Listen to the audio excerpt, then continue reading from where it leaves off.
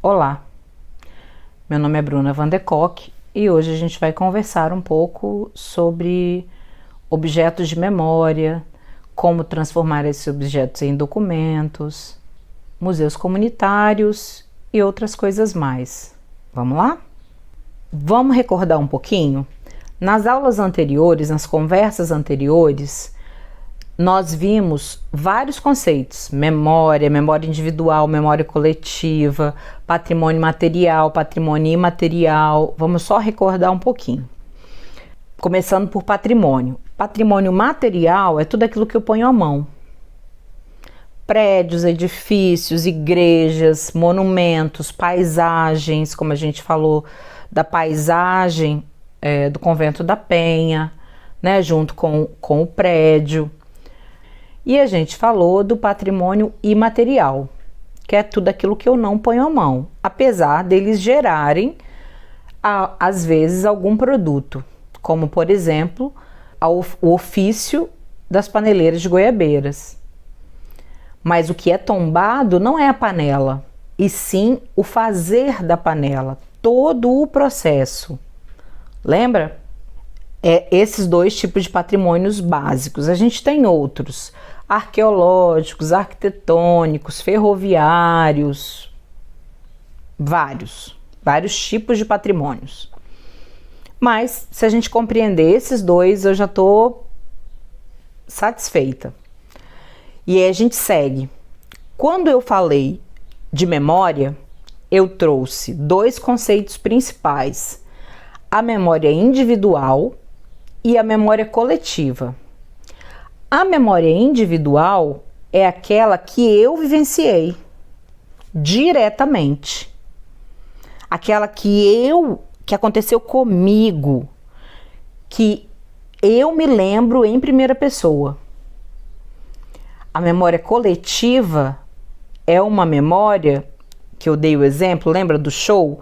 Fomos todas ao show e cada uma teve uma experiência diferente. E aí eu falei, o núcleo duro foi ir ao show, mas cada uma tem uma história diferente para contar sobre a ida ao show. Então, juntas, elas formam uma memória coletiva. Isso acontece o tempo inteiro quando estamos em grupos que vamos fazer alguma coisa. Mas isso também acontece na formação identitária de comunidades. Então, essas comunidades, elas têm esses núcleos duros, mas que juntos formam um pertencimento para aquele local. Assim, seguindo essa lógica ou essas lógicas, hoje a gente vai tentar entender um pouco de como objetos do nosso dia a dia ou objetos das nossas famílias podem vir a transformar uma comunidade, pode vir a dar pertencimento, identidade, formação a um grupamento maior do que aquele da minha casa. Então vamos pensar. Dentro da casa da gente, com certeza, tem vários objetos que era da sua avó, que era da sua mãe, dos nossos antepassados. Mas antepassado não é assim 3, 4, 5, 6 gerações? Não. A minha mãe é minha antepassada. Assim como a minha avó. Então, para ser antepassado, tem que vir antes de mim. E aí não importa muito o grau de parentesco também. Ele é um antepassado que vem antes de mim. Pensando assim, lá na casa da minha avó, quando tinha a casa da minha avó, nós fazíamos nas festas, principalmente no Natal, ou na Páscoa, ou em algum outro festejo, era comum passarmos, às vezes, 2 semanas preparando aiolins ou capeletes. Eu vou colocar aqui na tela, que são pastéisinhos enrolados com recheio dentro. Então, porque eles precisavam secar e a gente ia espalhando em mesa e arrumando lugares para fazer aquele monte de capelete. Por quê? Porque a gente tinha lá um caldeirão deste tamanho, assim, grande, que fazíamos, a minha avó, junto com as minhas tias, produziam o capelete. O capelete, na minha família, ele é consumido como sopa, geralmente feito, se cozinha uma galinha caipira de preferência, uma ou duas, enfim, quantas forem para aquele tamanho de caldeirão, e depois se faz uma sopa branca, não se usa colorau. E ele é servido com um parmesão ralado na hora. Então, quando a gente olha para o caldeirão, a gente não enxerga só o caldeirão. Mesmo que ele esteja vazio, mesmo que ele esteja num canto, abandonado, a gente enxerga todo esse processo que eu acabei de narrar. Por quê? Porque aquele objeto é um objeto de memória. É um objeto de memória coletiva. Não é só para mim, é para todo mundo. Todo mundo que vivenciou, que viveu, que teve a oportunidade, às vezes vizinhos, às vezes parentes distantes, enfim, que chegavam, né, nesses festejos, sempre tinha aquele caldeirão imenso de sopa quente, independente do calor do lado de fora, que a gente tomava e tomava com gosto. Então, tanto o caldeirão quanto o ato de fazer se tornam maneiras de preservação da memória. O caldeirão como um gatilho de memória físico, que a gente olha para ele e vai lembrar de todas as histórias que eu contei, e você tem o preparo, que é contado por outras pessoas também. Então, a partir disso, a gente tem aí um grupamento de memórias, tanto individuais quanto coletivas. Aí eu pergunto para você e você responde para mim. Na sua casa, na sua família, existe algum objeto semelhante ao que eu acabei de narrar? Não sei. Você já pensou nisso? Muitas casas que eu visitei, pelos interiores da vida, ou mesmo aqui pela cidade, tinham, não sei se vocês já viram, galinhos do tempo. Eram galinhos assim que mudavam de cor, galo mesmo. Galos em miniatura que mudavam de cor conforme a umidade do ar. Então, ele era um galinho chamado galinho do tempo. Ou mesmo aqueles termômetros de parede que eram feitos com mercúrio, que hoje nem podem mais, ou outros objetos. E aí eu vou falar, através de uma outra história real, qual a importância de documentos pessoais, ou fotos, ou outros objetos, sem ser objetos, panela e tudo mais, que têm importância e que juntos podem formar outra coisa que seria um museu comunitário. Museu comunitário é um museu onde todos participam, todos, pessoas interessadas daquela comunidade ou daquela região se juntam e dizem que é importante preservar certas coisas que eles vão garimpando ou recolhendo ou eles mesmos levando para que esse museu seja formado. Quando eu digo museu comunitário, é porque ele não é de instância nenhuma, nem estadual, nem municipal, nem federal. No momento que ele é criado, ele é comunitário. Ele até pode depois ser acolhido, né, por alguma dessas esferas e ter verba, enfim, isso pode acontecer, isso geralmente pode acontecer, geralmente acontece.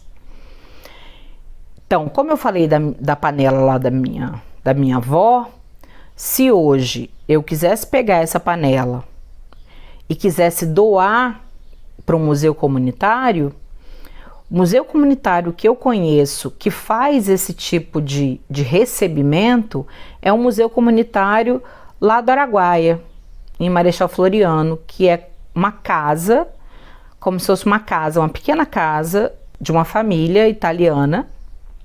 Eles montam os cenários. Então, os objetos que estão ali contam histórias. Então, esse caldeirão iria para lá com a história que eu contei, ou uma história resumida, a família daquele caldeirão ia estar lá. Lá, porque lá é um museu italiano. E a família da minha mãe, meu avô era italiano e a minha avó negra. Minha avó aprendeu a cozinhar com a sogra dela, que era a mãe do meu avô. Então a comida era italiana, que se comia, que se fazia, né, que se preparava. Em uma outra comunidade que eu fui pesquisar, eu perguntei: vocês não têm fotos antigas disso que vocês estão contando para exemplificar melhor? Eles: nossa, a gente tem sim, peraí que a gente vai buscar. Aí foram buscar as fotos e tal, e na hora que eu peguei as fotos mais antigas datavam do início da década de 90, tipo 1991, porque tinha antigamente as fotos no cantinho, a data, geralmente o mês e o ano. E aí eu não disse nada, do tipo, nossa, mas isso não é antigo. Antigo foto que eu trabalho lá do final de 800, né? 1890. Não, para eles aquelas fotos são as mais antigas. Se a gente for localizar a fotografia como documento, é algo muito recente, porque ela foi inventada no final de 1800.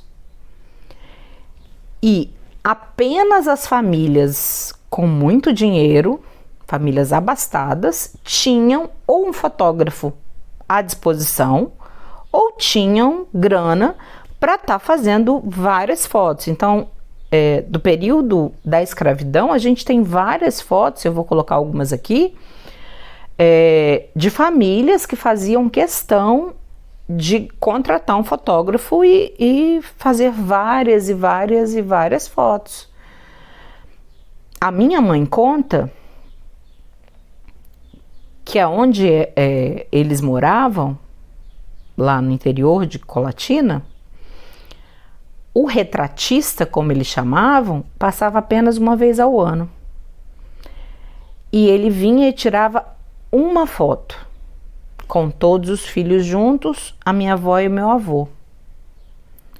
E essa foto era trocada por uma saca de café, que demorou o ano para ser produzida. Mas o meu avô sempre fez questão de ter esse tipo de registro. Mas pensa, se uma foto custava uma saca de café, a população em geral tinha acesso a fotos? Não.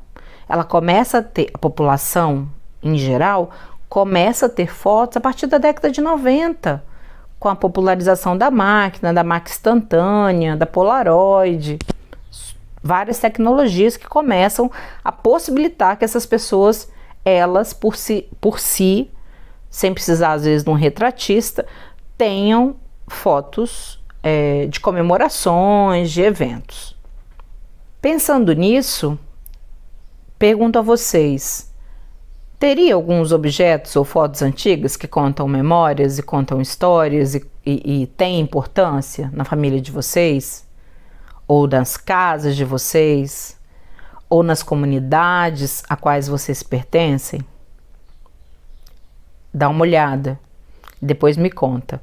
Tentando explicar um pouquinho sobre a importância de um documento que não é oficial na mudança de um cenário, eu vou contar a notícia, mas não posso dar muitos detalhes porque é confidencial. Fui convidada por um órgão oficial, junto com um outro analista, a irmos a uma comunidade do interior para comprovar a existência de um documento e identificar se aquele documento era ou não antigo. Inicialmente foi esse o pedido. Fomos até lá e aí essa família, que era guardiã desse documento, tirou de dentro, com muitas outras coisas, com muito cuidado, de um baú de madeira maciça, pesadão, gigante, que ficava num quarto, a chave dele próprio, uma chave bem antiga de ferro. E aí permitiu que a gente fosse olhar onde estava, aí tirou, trouxe o documento, já estava dentro de um plástico, né, para ter o cuidado. Fomos ler o testamento, era um testamento, e esse testamento era do início de 1800. E a gente ficou assim, chocado, um olhar para o outro sem tentar fazer muito alarde. E aí, a partir daquela leitura do teor e tudo mais, nós fizemos algumas orientações para aquela família com o que ela faria com aquele documento, qual era a importância daquele documento, o que ela poderia pedir ou entrar na justiça com aquele documento. E aí, pedindo a autenticidade primeiro daquele documento, enfim, fizemos os caminhos, indicamos os caminhos do que fazer com aquele documento, sabendo que aquele documento não contava apenas a história daquela família, contava a história de um bairro inteiro e, além disso, contava a história de uma comunidade inteira, inclusive do próprio município. Então, documentos, objetos, todos esses podem virar material não só de museu, mas de documentação oficial, constando a importância do que se conta. Museu vivo também é uma outra modalidade de museu, onde geralmente não se tem acervo, peças e tudo mais, mas ele é formado principalmente por pessoas. E essas pessoas buscam na comunidade histórias, cantigas, lendas, as questões imateriais, mas também buscam fazeres que às vezes foram esquecidos e trazem de volta aí através de oficinas, de quem possa ensinar, de quem possa cantar cantigas que não se ouve mais. Isso é um museu vivo. Vivo por quê? Porque ele não é morto? Não. Vivo porque ele é uma outra modalidade de museu. E aí pensar que a gente já conversou sobre que para museu só faz sentido e só existe se houver pessoas interessadas e dentro daquele espaço. Então, o museu é um local de pertencimento de uma comunidade, de um município, de uma nação, do mundo. Me lembro de uma viagem, que nem era com esse intuito, de conhecer um museu em Minas, que era um museu, não lembro o nome do museu, óbvio, vou tentar colocar ele aqui, mas é um museu que trazia objetos agrícolas, objetos inclusive datados de 1700 e pouco, 1800 e pouco, que a gente olhava e não sabia nem o que era, de tão complexo, de tão fora do comum. E aí vinham as placas, às vezes com desenhos, indicando como é que era o uso. Então, aquela comunidade ou aquele estado decidiu que isso era importante, porque Minas sempre foi um estado extremamente agrícola. Então, para eles, contar aquela história era importante. Então, vamos só recordar o que a gente viu até agora. A gente entendeu sobre identidade, a gente entendeu sobre memória, a gente entendeu sobre patrimônios Entendemos um pouco sobre, agora, objetos e documentos, museus comunitários, mas isso tudo só faz sentido se houver vontade individual primeiro, coletivo depois, de um grupamento depois, para que isso aconteça. Você, hoje, o que você colocaria dentro de um museu? E que museu seria esse? E que história esse museu contaria? Fica essa reflexão e até o próximo encontro.